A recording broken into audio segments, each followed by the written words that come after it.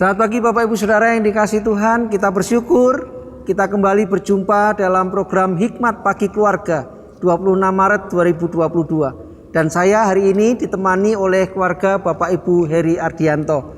Monggo Pak Heri bisa diperkenalkan anggota keluarganya.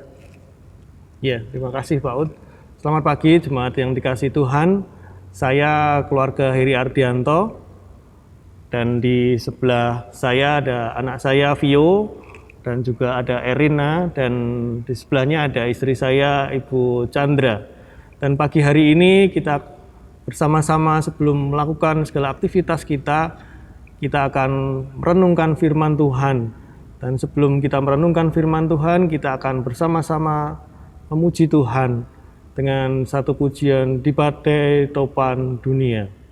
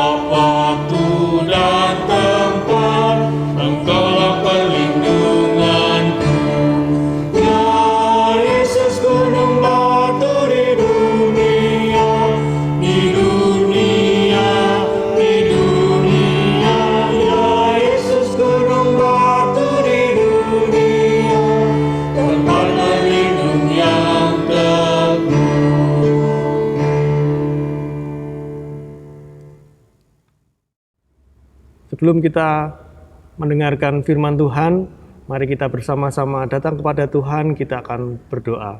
Mari kita berdoa. Tuhan, terima kasih. Kami bersyukur untuk pagi hari ini, kami boleh bersama-sama datang kepada Engkau Tuhan, untuk kami boleh mengawali segala aktivitas kami, pekerjaan kami Tuhan, untuk kami boleh mengerti akan sabda-Mu Tuhan. Dan biarlah firman-Mu pagi hari ini boleh menguatkan kami, menuntun dan membimbing kami di dalam perjalanan kehidupan kami hari ini. Terima kasih Tuhan, kami menyerahkan semua ke dalam tangan-Mu, di dalam nama Tuhan kami Yesus Kristus. Amin. Pembacaan pada pagi hari ini terambil dari Markus pasal 14, ayat 32 sampai 36.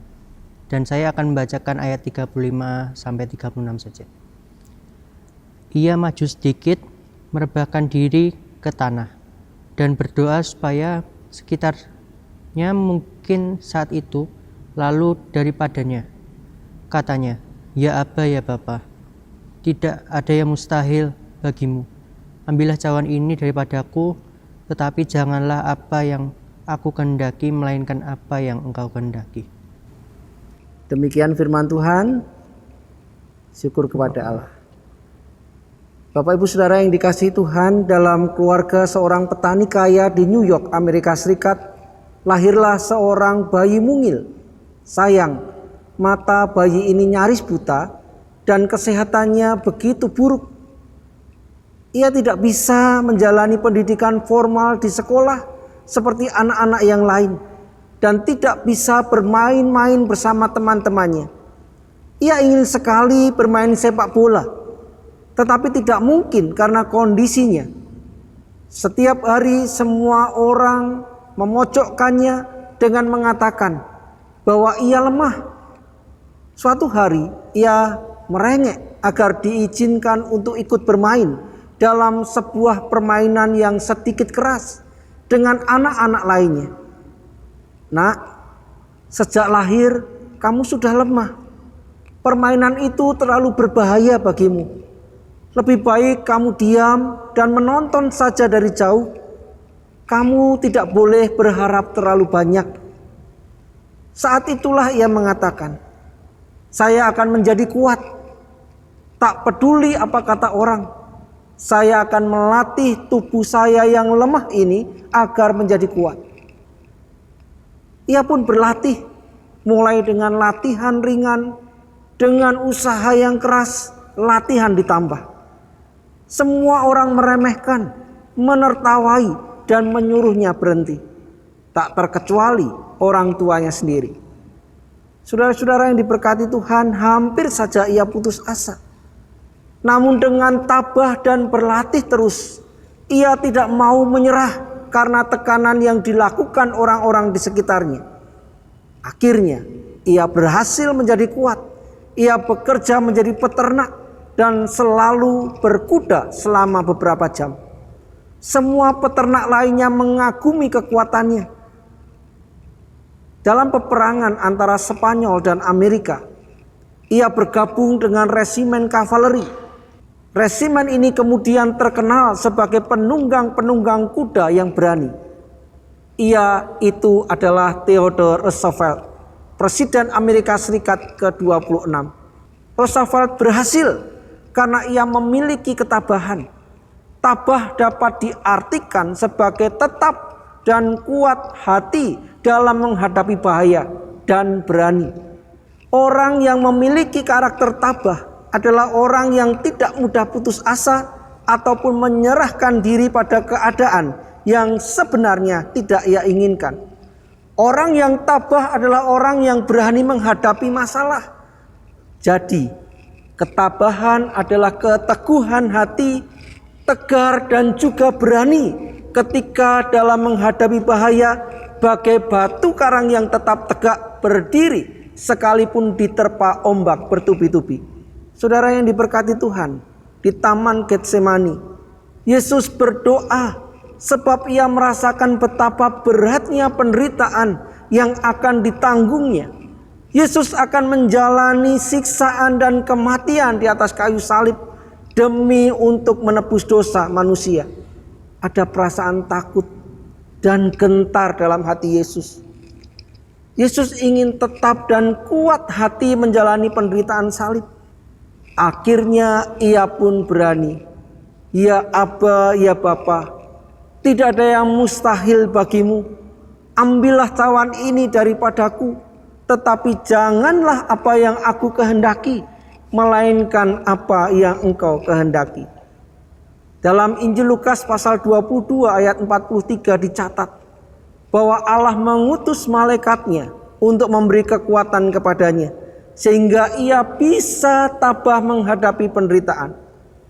Yesus tabah menjalani satu demi satu penderitaan via dolorosa itu, hingga ia meregang nyawa di kayu salib. Padahal ia menjalani derita salib bukan karena dosanya. Ia tetap teguh dan kuat sampai kematiannya sebab Yesus tahu kehendak Allah akan membawa kebahagiaan bagi semua umat manusia. Saudara-saudara, Rasul Paulus menekankan kepada jemaat di Tesalonika agar mereka mengikut ketabahan Kristus sekalipun mereka menghadapi berbagai kesulitan, menghadapi zaman akhir. Kita semua perlu diperlengkapi dengan karakter ketabahan agar kita tetap setia sampai akhirnya. Amin. Bapak Ibu Saudara, kita mau menutup firman Tuhan ini dengan berdoa. Mari kita berdoa. Tuhan Yesus, terima kasih untuk firman ini. Kiranya firman ini boleh kami pakai di dalam kehidupan kami sehari-hari, di dalam keadaan yang boleh kami hadapi. Kiranya kami boleh mempunyai kekuatan karena ada Tuhan Yesus yang selalu menolong dan menuntun hidup kami. Terima kasih Tuhan buat kebenaran firman-Mu ini. Kiranya Tuhan yang akan menuntun kami, di dalam kami boleh menjalani kehidupan kami hari lepas hari. Di dalam nama Tuhan Yesus kami berdoa. Amin. Pak Eri, Bu Chandra, pernah mengalami situasi di mana hampir-hampir saja tidak tabah, Bu Chandra? Pernah, Pak. Pernah ya. Kalau boleh ada kunci, pesan atau tips barangkali bagaimana supaya kita tetap tabah menghadapi perkara kehidupan. Ya, kita di dalam boleh menghadapi badai yang kami boleh alami, kita hanya terus bersandar kepada Tuhan. Dengan cara kita harus berdoa kepada Tuhan dan menyerahkan hidup kita. Kita percaya bahwa Tuhan akan terus menolong kita. Tapi dengan kita harus berpegang terus kepada firman Tuhan. Karena firman ini adalah pegangan hidup kita supaya kita boleh melewati badai ini dan menyandarkan hidup kita sepenuhnya kepada Tuhan.